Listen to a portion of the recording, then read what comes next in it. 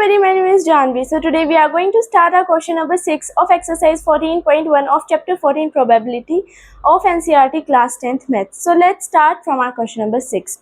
Our question number 6 says that a bag contains lemon flavored candies only. अब एक bag है उसमें सिर्फ लेमन फ्लेवर्ड कैंडीज है.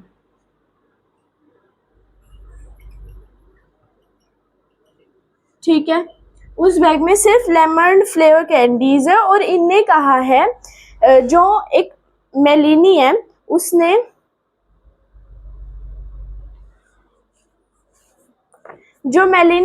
रैंडमली एक कैंडी उठाई बिना बैग में देखे. तो इनने फर्स्ट पूछा है कि probability of N orange candy आने की प्रोबेबिलिटी बताओ. हमें प्रोबेबिलिटी बतानी है एक ऑरेंज कैंडी आने के. अब ऑरेंज कैंडी तो थी नहीं, बैग में सिर्फ लेमन फ्लेवर्ड कैंडीज थी, ऑरेंज फ्लेवर्ड कैंडीज नहीं थी. अब ऑरेंज फ्लेवर कैंडीज नहीं थी तो फिर ये इम्पॉसिबल इवेंट हो गया. तो 0 बाय में 1 इज इक्वल्स टू 0 बिकॉज ये इम्पॉसिबल इवेंट है. ठीक है, तो 0 हो गई इसकी प्रोबेबिलिटी. अब उसके बाद सेकेंड बोला इनने प्रोबेबिलिटी बताओ लेमन फ्लेवर्ड कैंडीज की. तो लेमन फ्लेवर्ड कैंडीज की हमारी प्रोबेबिलिटी क्या होगी. ये श्योर इवेंट है, उसमें सिर्फ लेमन फ्लेवर्ड कैंडीज है, तो जो वो बैग में से निकालेगी कैंडीज तो लेमन फ्लेवर्ड कैंडीज ही आएंगे, कोई और आ ही नहीं सकती. तो ये श्योर इवेंट हो गया, इसलिए इसकी प्रोबेबिलिटी 1 हो गई.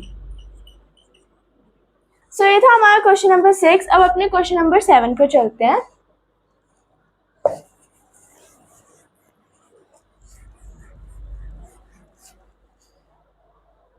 हमारे 7th क्वेश्चन में क्या दिया गया है देखो. It is given that in a group of 3 students, 3 students का ग्रुप है, मतलब टोटल नंबर ऑफ स्टूडेंट्स कितने हैं 3. अब इनने कहा है उनमें से जो 2 स्टूडेंट्स की प्रोबेबिलिटी है सेम बर्थडे ना होने का, probability of not having same birthday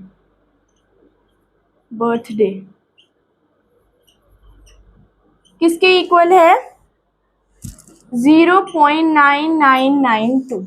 अब इनने कहा है प्रोबेबिलिटी बताओ सेम बर्थडे होने की.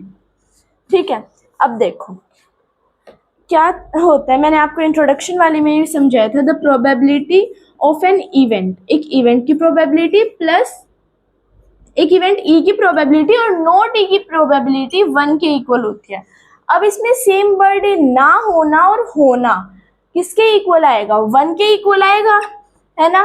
अब इनने नॉट ई वाली की वैल्यू दे रखी है 0.992.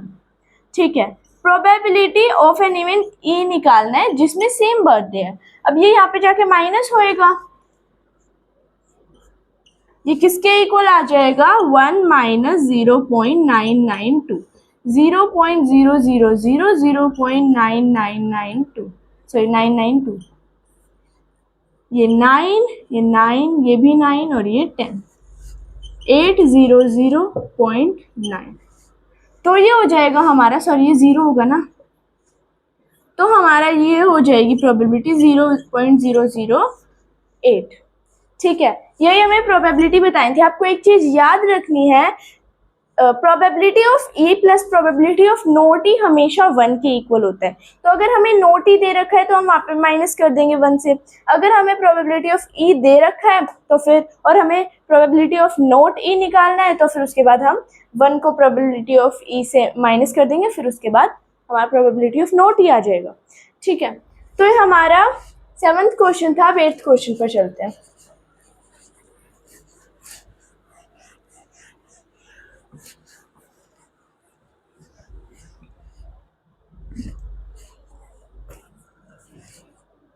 एट्थ क्वेश्चन में हमें क्या दिया गया है, अ bag contains 3 red balls 5 black balls. Bag में 3 रेड बॉल्स हैं, 5 ब्लैक बॉल्स हैं, तो फिर टोटल बॉल्स हैं बैग में 8. इनने कहा है फर्स्ट पार्ट में प्रोबेबिलिटी बताओ ऑफ गेटिंग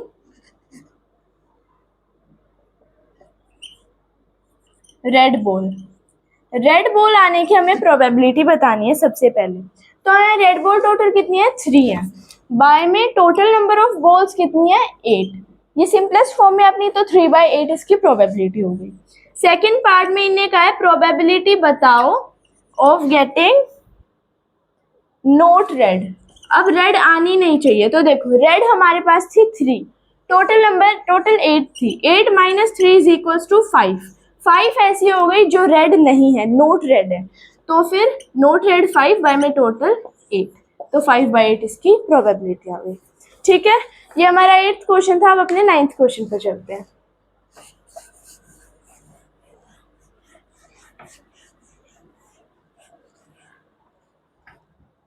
अब देखो 9th क्वेश्चन में हमें क्या दे रखा है, एक बैग है जिसमें 5 रेड मार्बल्स हैं, ठीक है, 8 वाइट मार्बल्स हैं और 4 ग्रीन मार्बल्स हैं, ठीक है। और टोटल मार्बल्स कितने होंगे फिर हमारे 8 and 4 12 and 5 is 17। 17 हमारे टोटल नंबर ऑफ मार्बल्स हो गए। फर्स्ट पार्ट में इनने कहा है रेड मार्बल्स आने की हमें प्रोबेबिलिटी बतानी है।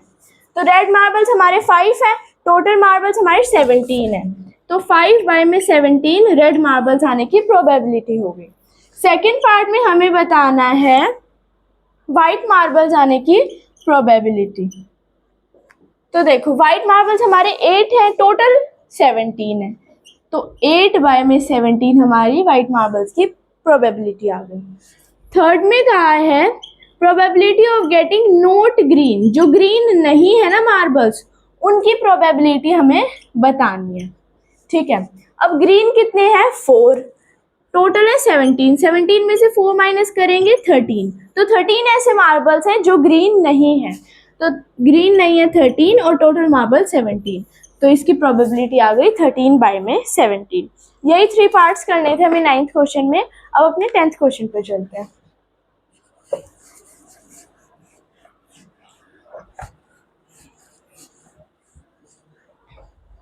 टेंथ क्वेश्चन में देखो हमें क्या दिया गया है,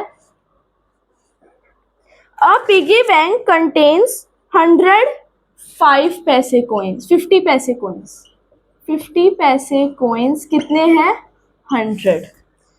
फिर ₹1 coins 50, ₹2 coins 20, ₹5 coins 10। Total coins कितने हैं 10 and 50 150 170 180, 180 है टोटल कोइंस। सबसे पहले इन्हें पूछा है प्रोबेबिलिटी बताओ 50 पैसे कोइंस आने की। एक बैग में 50 पैसे के कोइंस हैं, ये सारे कोइंस हैं, तो प्रोबेबिलिटी बताओ 50 पैसे के कोइंस आने की। तो कोइंस 50 पैसे के टोटल 100 है और टोटल कोइंस 180 है। इसको सिंपलेस्ट फॉर्म में करते हैं, 2 5 2 9 5 बाय 9 आ गई 50 पैसे कोइंस की प्रोबेबिलिटी।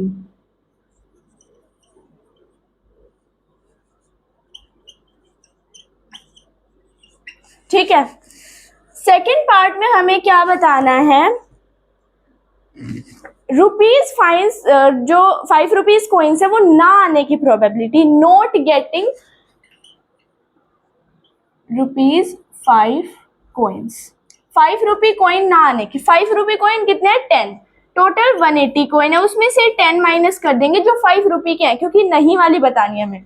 कितने आ गए 170, तो 170 हो गए हमारे जो ₹5 कोइन नहीं है। टोटल कोइंस हमारे 180 थे, 0 से 0 कैंसिल, 17 बाय 18 आ गई हमारी प्रोबेबिलिटी। ठीक है, यही तो पार्ट्स थे 10th क्वेश्चन में। नेक्स्ट वीडियो में हम आगे वाले क्वेश्चंस करते हैं। So if you like my video please like share subscribe to my channel. Okay, bye bye.